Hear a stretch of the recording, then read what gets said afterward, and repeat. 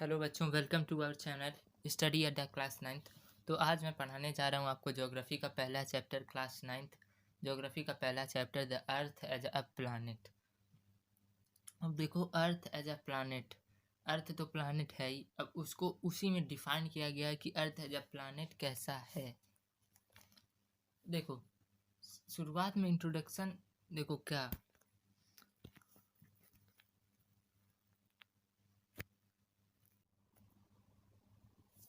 अब देखो दोस्तों, we use the term universe. Universe किसे कहते हैं?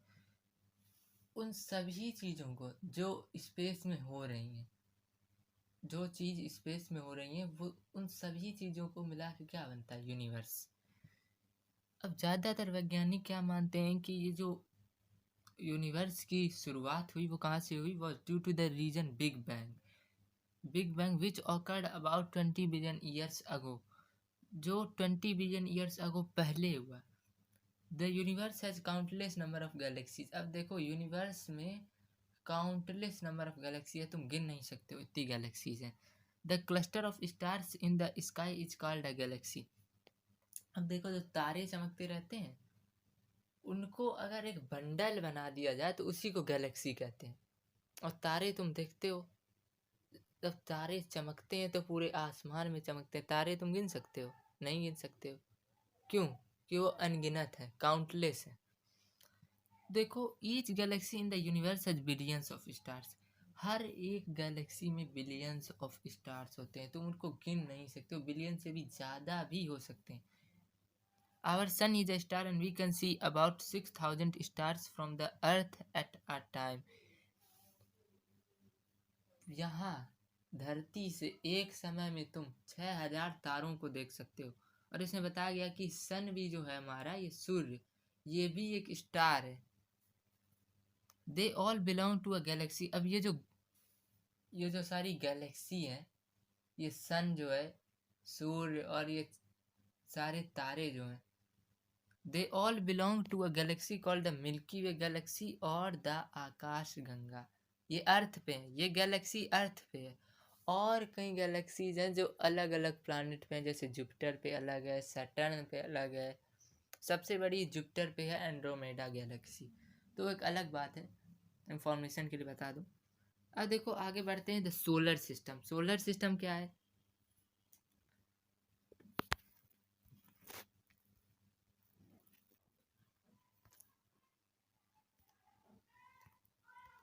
देखो दोस्तों, यहाँ बताया गया है द सोलर सिस्टम में। सोलर सिस्टम है क्या?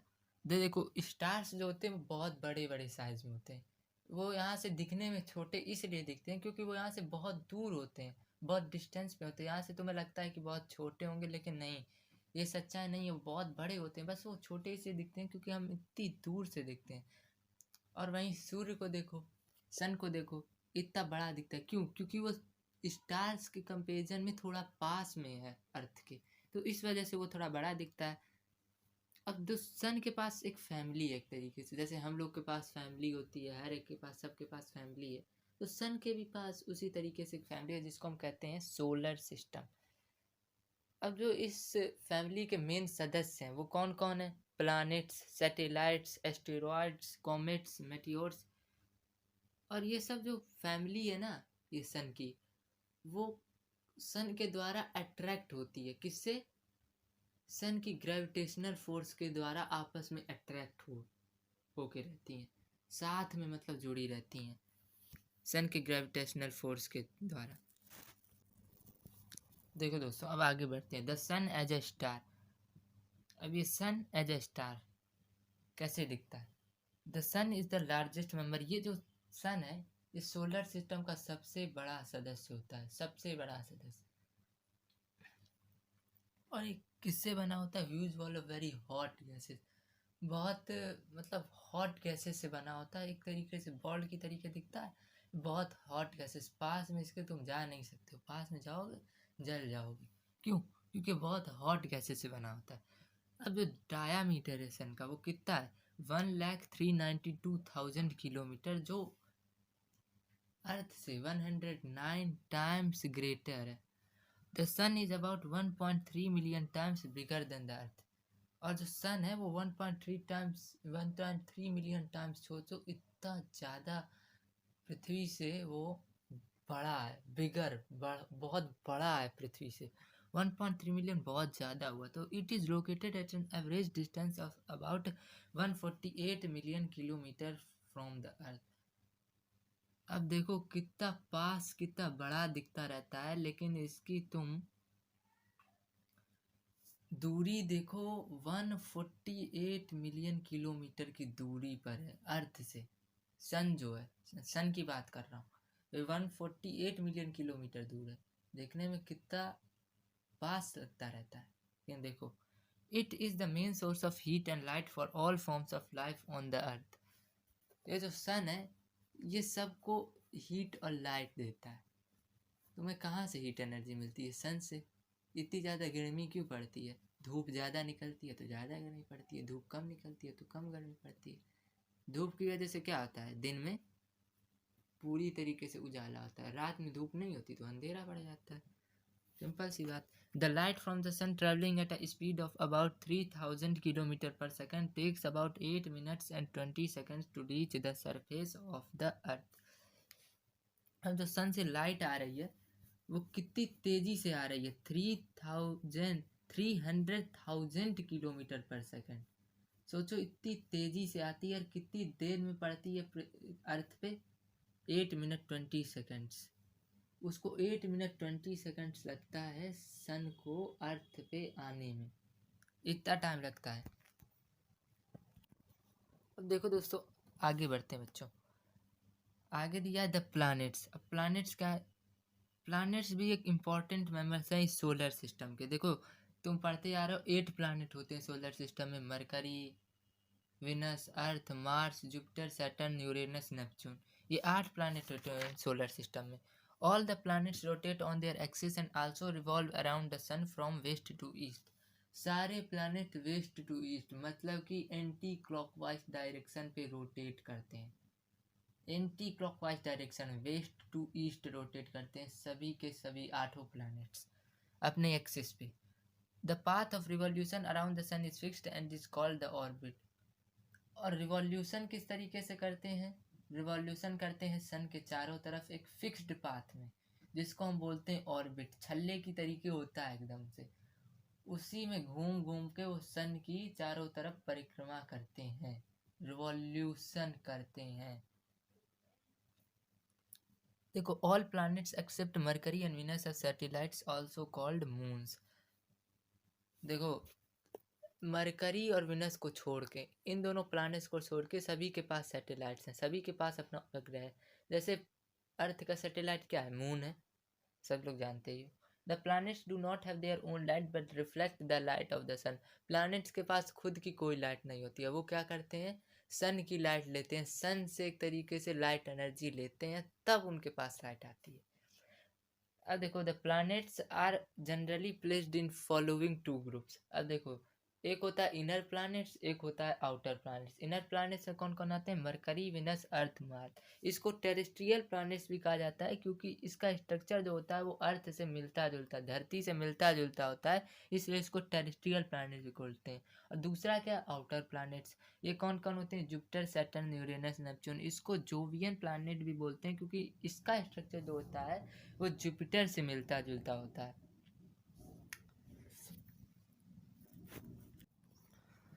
अब देखो बच्चों आगे बढ़ते हैं। अब दिया है आगे अर्थ अ यूनिक प्लैनेट। अब देखो सोलर सिस्टम में अर्थ कितने नंबर पे आता है? तीसरे नंबर पे। पहले मरकरी आता है, फिर विनस आता है, फिर अर्थ आता है। और ये सबसे पांचवा सबसे बड़ा भी प्लैनेट है सोलर सिस्टम में।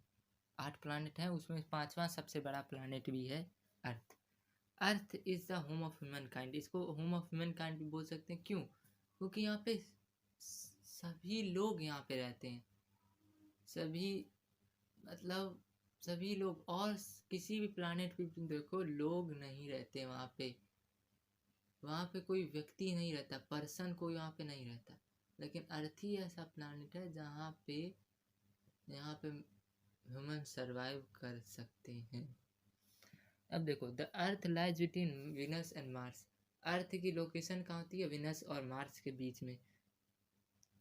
Earth is located at an average distance of about 148 million kilometre from the sun. Sun से अर्थ की दूरी क्या है? 148 मिलियन किलोमीटर। ये मैं पहले भी बता चुका हूँ अभी। Among the other 7 planets, those near the sun are too hot and those away from the sun are too cold. ये जो 148 मिलियन किलोमीटर है, ये एक ऑप्टिमम डिस्टेंस, ठीक ठाक डिस्टेंस मानी जाती है, क्योंकि जो उस सन के ज़्यादा पास में जो प्लानट है वहाँ ज़्यादा गर्मी पड़ती है, सन के ज़्यादा दूर में जो प्लानट है वहाँ ज़्यादा सर्दी पड़ती है। अब देखो, the average temperature on the side which is facing the sun is about 17 degree Celsius. अब जो एवरेज टेम्परेचर होता है जो साइड फेस करती है सन को, जिस तरफ सन होता है, जिस तरफ सूर्य की रोशनी पड़ती है, उस साइड का टेम्परेचर कितना होता है? 17 degree Celsius. In comparison the day temperature at mercury. अब देखो, दिन का तापमान मरकरी का कितना ज़्यादा हो जाता है? 400 डिग्री सेल्सियस। तो तुम यहाँ पे सरवाइव कर पाओगे? जल जाओगे बिल्कुल। क्यों? सरवाइव नहीं कर पाओगे। On Mars, it ranges between 20 degrees Celsius and minus 140 degrees Celsius. Even a minor change in the distance of the Earth from the Sun would have made it either too cold or too hot for the survival of living organisms. देखो, Mars पे कितना होता है? 20 degree से लेकर -140 degree Celsius. -140 degree Celsius, यहाँ तुम जम जाओगे बिल्कुल यार। इतना सोचो डिस्टेंस दिया है। अगर अर्थ थोड़ा सा भी ऊपर नीचे होता, थोड़ा सा भी इधर खिसक जाता लेफ्ट की तरफ, तो बहुत गर्मी पड़ती, राइट की तरफ आ जाता तो बहुत सर्दी पड़ती। Life exists on the earth due to presence of land, water, air. These three domains represent the three states in which matter can exist: solid, liquid and gas. The narrow zone of contact between land, water and air has conditions where all forms of life exist. अब देखो यहाँ क्या बताया गया है कि यहाँ पे हम क्यों सरवाइव कर सकते हैं, क्योंकि यहाँ पे तीनों चीज़ें, लैंड, वाटर और एयर, मतलब सॉलिड भी है, लिक्विड भी है, गैस भी है। सॉलिड क्या है? लैंड। वाटर क्या है? लिक्विड। एयर क्या है? गैस। तीनों चीज़ें, सॉलिड, लिक्विड, गैस, तो हम क्या सरवाइव कर सकते हैं? आसानी से कर सकते हैं, बिल्कुल सरवाइव कर सकते हैं। सोचो, पानी मिलेगा जिंदा रह सकते हैं, वायु मिलेगी, एयर मिलेगी, तब भी जिंदा रह सकते हैं, और रहने के लिए लैंड मिलेगा तब भी जिंदा रह सकते हैं। तो तीनों चीज़ें। अब देखो आगे क्या है? The earth has a favourable environment which is due to favourable living conditions. The earth has optimum conditions for the origin, growth and survival of various forms of life. If the heat energy received from the sun increases or decreases by about 10%, then a very large part of the earth would become unsuitable for the living organisms. अब देखो यहाँ पे क्या बताया गया? The earth has a favourable environment. यहाँ ना ज़्यादा टेम्परेचर बहुत ज़्यादा होता है और ना ही कम होता है बहुत। यहाँ पे एक ऑप्टिमम टेम्परेचर होता है, मतलब ठीक ठाक टेम्परेचर, ठीक ठाक तापमान होता है, जहाँ तुम सरवाइव कर सकते हो। अगर जो इंसोलेशन हीट एनर्जी आती है सन से, वो अगर 10% इंक्रीज या डिक्रीज भी हो जाए, थोड़ा सा भी इंक्रीज या डिक्रीज हो जाए, तो अर्थ मरकरी भी बन सकता है और मार्स भी बन सकता है। ये हम पहले ही देख चुके। अब देखो आगे बढ़ते हैं। Due to the rotation of the earth around its axis, the part of the earth facing the sun constantly gains heat due to insolation, and the part of the earth away from the sun constantly loses heat due to terrestrial radiation towards the outer atmosphere. This helps in keeping the extremes of temperatures between day and night well within tolerable limits. अब देखो, अर्थ अपनी axis पे घूमती है, सबने देखा होगा, rotation इसको बोलते हैं। अर्थ अपनी एक्सिस पे घूमती है, तो जो अर्थ का पार्ट है जो सन को फेस कर रहा है, वहाँ क्या होता है? दिन होता है। और जो अर्थ का पार्ट है जहाँ सन फेस नहीं कर रहा है, जो वहाँ क्या होती है? रात होती है। तो दिन और रात क्या करते हैं? दोनों मतलब एक सामंजस्य बिठाते हैं, दोनों इक्वलाइजेशन करते हैं, इक्वलाइजेशन बना होता है। दिन में क्या होता है? टेम्परेचर ज़्यादा होता है क्योंकि वहाँ सन है, और रात में क्या होता है? टेम्परेचर कम होता है क्योंकि सन उस साइड को फेस नहीं कर रही है। अब देखो आगे बढ़ते हैं। The presence